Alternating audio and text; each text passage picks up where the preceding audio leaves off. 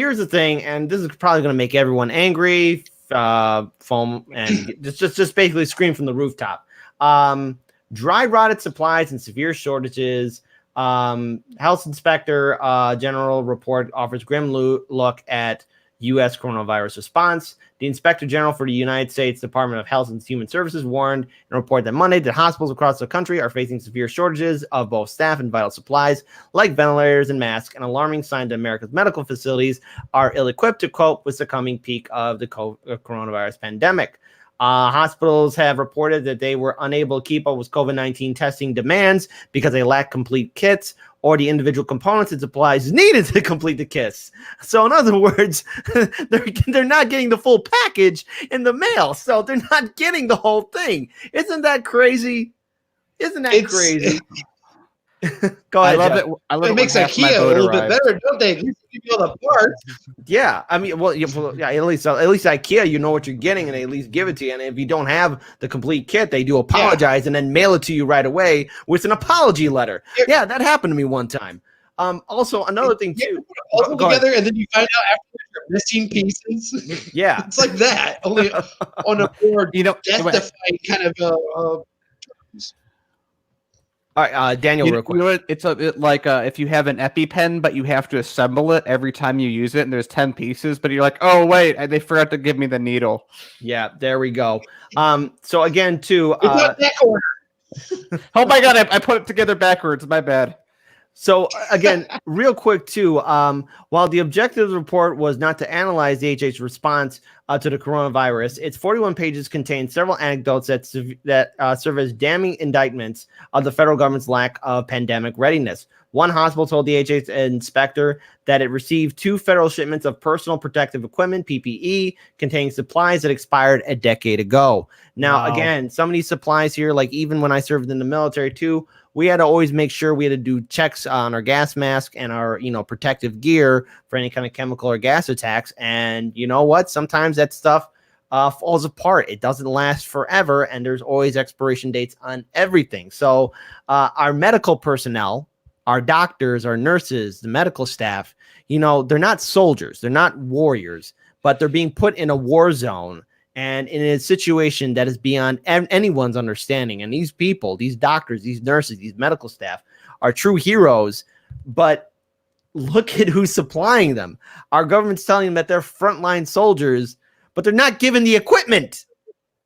And so if they're not given the proper equipment, they're going to get sick and they're going to die, or they're going to be out of commission for a while. All the while, there are patients out there that are still sick and dying, and the number's only going to get worse. The system can't hold with this neoliberal world that we created here in this country. One health system reported that it received 1,000 masks from the federal and state governments, but it had been expecting a larger resupply. Further, 500 of the masks for children and 500 of the masks were for children and were therefore unusable for the health system's adult staff. So they got 500 masks, which is great. It's good, but they were for kids. Brilliant. One hospital reported Doogie Howser. I don't even know if Doogie Howser can even fix this. One hospital reported receiving a shipment of 2,395 masks from a state strategic reserve, but the masks were not usable because the elastic bands had dry rotted. My God, that's terrible. Also added on to this right now, and again, this number is going to expand on it. More than 336,000 people have tested positive for COVID-19, and nearly 10,000 people have died. I know one of those 10,000. They were a good friend of the family, and he will be missed. And it's very real. Have died from this virus. And that was said by United States Brett Guerra, Assistant Secretary for Health at HHS, said on Good Morning America. Monday, that coming week, could be a peak week for some states in the United States as COVID-19 continues to spread, searching hospitals beyond the capacity and fueling concerns of an economic collapse more devastating than the Great Depression. So yeah, it's very real, people. And it's these doctors and nurses need our help in whatever which way you can. See if you can help out. Maybe, I don't know, in whatever which way. See how your state's doing. See what kind of grassroots groups are doing something to help out the hospital staff. But probably the best advice I can give is if you don't have to go to the hospital, don't go. It's pretty bad. And, it's very real. And this is going to be real for a lot of people. And I hate sounding morbid about this, but again, I'm going to say it. There is no cure yet. We don't have a vaccination.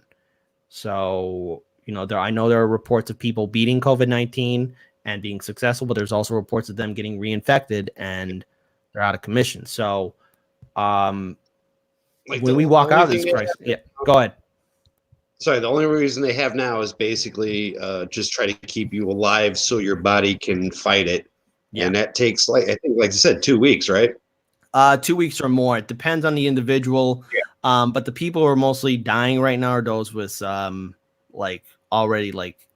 certain ailments impacting them, whether they were a heavy smoker, or they have another kind of ailment that's impacting them, whether they're a senior citizen or they have health problems. That's a real issue. So again, this is a crisis. Yeah, I think the average is 2 weeks. That's what I meant.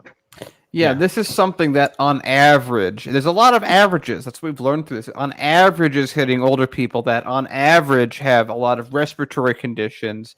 But there's also people in the prime of their life that are healthy that are getting hit with this and taken out. But generally speaking, if you're going to be a betting person, don't be old, a smoker, high blood pressure, hypertension, lung issues. That's the person you don't want to be. That's the person that gets the most hit. And to everyone's point, basically it's a virus. So until you get a vaccine, that I just saw a thing that said 10% of Americans are going to refuse to take a vaccine for coronavirus because we're really smart people, apparently.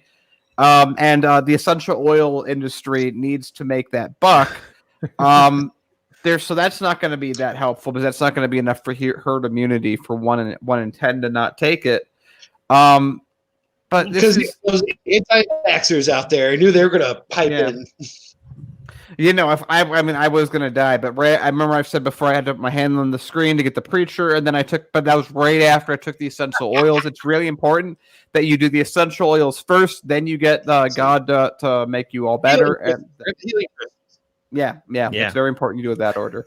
And what's very important is that you don't go to the hospital when you're really sick. But here's the sad thing, that there's a lot of people that are going to come out of this that have gone to the hospital, because I've seen so many things on people reporting that hey, I went to the hospital to get checked out. The doctor took my blood pressure, took my pulse, and I got a bill for $1,000, which of course, remember, half of Americans have $500 in their bank accounts. So here's the other part of this.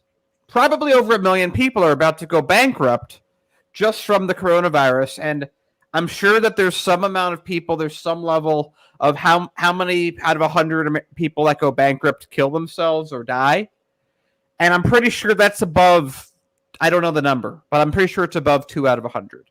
So congratulations, America, you failed.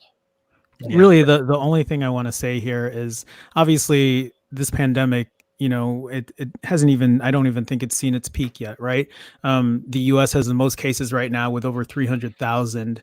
Really, the only thing that I do want to share is just stay safe. Again, we're not kidding when we read the reports or we know about people who are getting turned away from hospitals because it's just so packed that if you are not showing symptoms, if you aren't really as sick, I think even for some people who are, it might not be sick enough, right? Because we just don't have room. So please, if you can stay in and just ride it through. I know it's not the best thing to say, right? People still, I still go out in the mornings and I try to do a walk and I just try to keep my distance from people. But the last thing that I would want to hear from anybody in our audience or, the people I work with or family or friends is to hear that they're getting turned away or that they are in the hospital, but they're not getting the treatment they need because there's not enough supplies.